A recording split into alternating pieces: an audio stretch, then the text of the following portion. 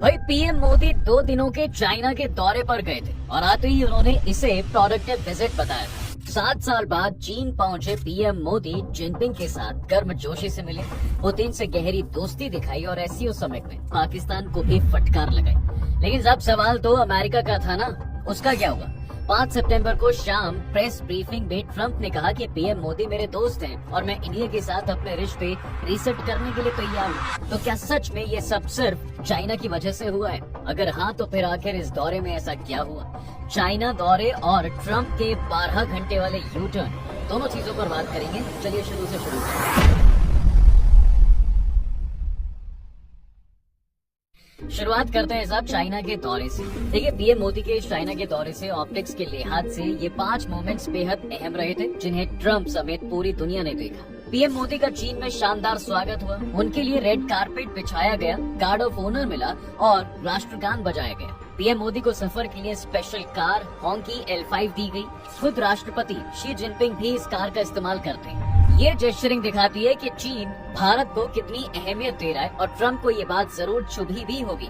तभी तो उन्होंने फ्राइडे सुबह यानी कि 5 सितंबर को करीब 6 बजे सोशल मीडिया पर लिखा था कि ऐसा लगता है कि हमने भारत और रूस को चीन के हाथों खो दिया है। उम्मीद है उनका फ्यूचर अच्छा होगा। इसके बाद पीएम मोदी और जिनपिंग के बीच एससीओ से इधर 50 मिनट की बायलैटरल बातचीत भी हुई है। पीएम मोदी ने जिनपिंग को भारत में होने वाले ब्रिक्स 2026 में आने के लिए न्योता भी दिया और जिनपिंग ने कहा पीएम मोदी से मिलकर खुशी हुई। ड्रैगन यानी कि चीन और हाथी यानी भारत को साथ आना चाहिए। इसके बाद 1 सितंबर को पीएम मोदी ने रूस के राष्ट्रपति व्लादिमीर पुतिन से गले मिलकर मुलाकात की। एक पल ऐसा भी आया जब मोदी और पुतिन बात करते हुए गुजर रहे थे और पाकिस्तानी पीएम शहबाज शरीफ हाथ बांधे टकटकी लगाए देख रहे थे।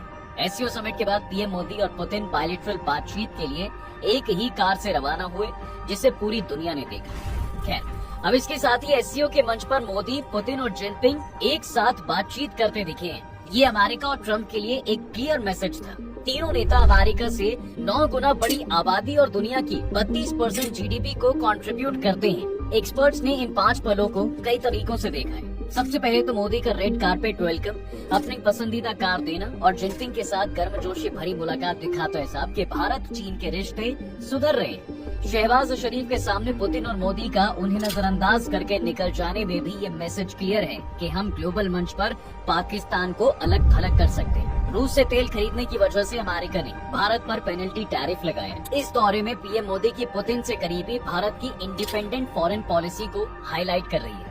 इसके अलावा एससीओ समिट को पीएम मोदी ने एस सिक्योरिटी, सी कनेक्टिविटी और ओ अपॉर्चुनिटी का मंच बताया।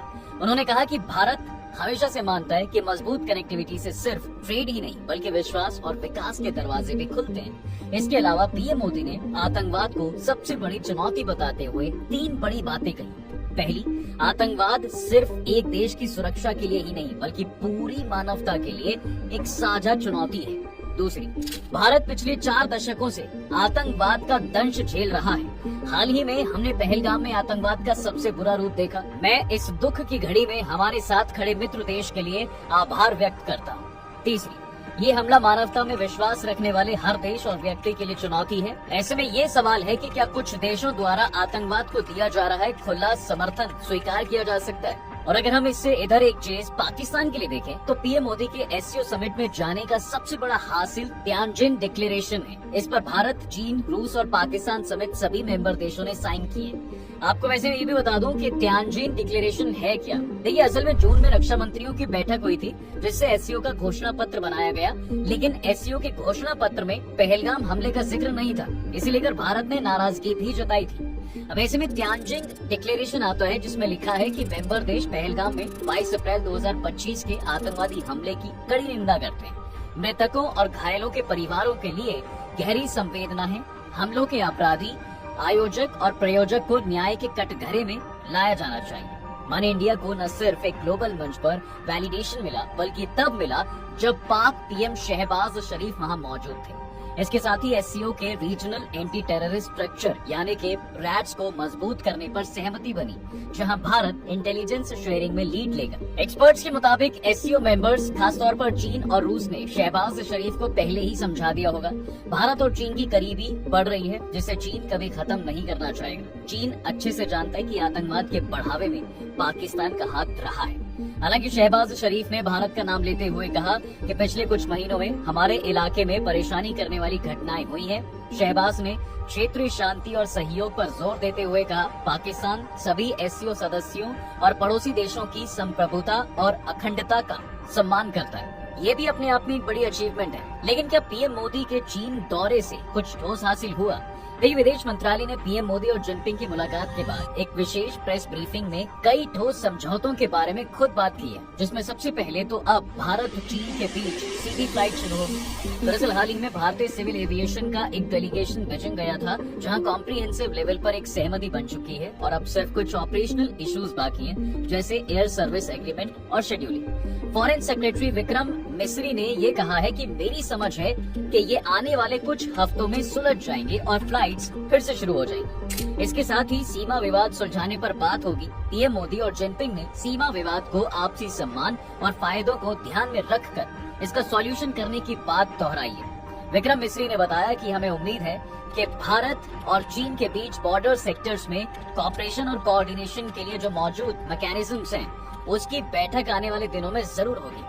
दोनों पक्षों के नेता आपस में ये तय करेंगे कि बॉर्डर डेवलपमेंट से जुड़ी बातचीत किस तरह आगे बढ़ाई जाए। शी जिनपिंग ने इन रिश्तों को सुधारने के 4 सजेशंस भी दिए हैं। डिप्लोमेटिक टॉक्स को बढ़ाना, आपसी भरोसे को मजबूत करना, गिव एंड टेक और सपोर्ट बढ़ाना, एक दूसरे का ध्यान रखना और ग्लोबल लेवल पर कॉमन इंटरेस्ट की हिफाजत करना। दरअसल भारत का चीन के साथ करीब $100 बिलियन का ट्रेड डेफिसिट है। इसके बावजूद चीन ने भारत के लिए फर्टिलाइजर, टनल बोरिंग मशीनें और मैग्नेट सप्लाई रोक दी थी। इससे भारत के चीन सेक्टर यानी कि मैन्युफैक्चरिंग, फार्मिंग और इंफ्रास्ट्रक्चर पर असर भी पड़ रहा था। हालांकि चीन ने ये प्रतिबंध एससीओ समिट के शुरू होने से पहले हटा लिए थे और अब उम्मीद है साहब कि वो ऐसी हरकत दोबारा नहीं करेगा, क्योंकि पिछले कुछ वक्त से दोनों देशों के रिश्ते सुधर रहे हैं। जैसे अक्टूबर 2024 में पीएम मोदी और चीनी राष्ट्रपति शी जिनपिंग 5 साल बाद रूस के कजान में मिले थे। इसके बाद अक्टूबर 2024 भारत चीन ने पूर्वी लद्दाख के देपसांग और डेमचोक से सैनिकों को हटाना शुरू किया और फिर 4 नवंबर 2024 को देपसांग और डेमचोक में सैनिकों की वापसी के बाद सेना ने पहली बार गश्त की। साथ ही जनवरी 2025 में भारत के विदेश सचिव विक्रम मिस्री और चीनी विदेश मंत्री वांग यी के बीच बीजिंग में बैठक हुई और जनवरी 2025 में 5 साल बाद कैलाश मानसरोवर यात्रा शुरू करने का भी ऐलान हुआ। 15 जुलाई 2025 विदेशी मंत्री जयशंकर भी 5 साल बाद चीन गए। इसके बाद 24 जुलाई 2025 को इंडिया ने चीनी टूरिस्ट को वीजा देना शुरू किया और अब 31 अगस्त 2025 को पीएम मोदी 7 साल बाद चाइना पहुंचे।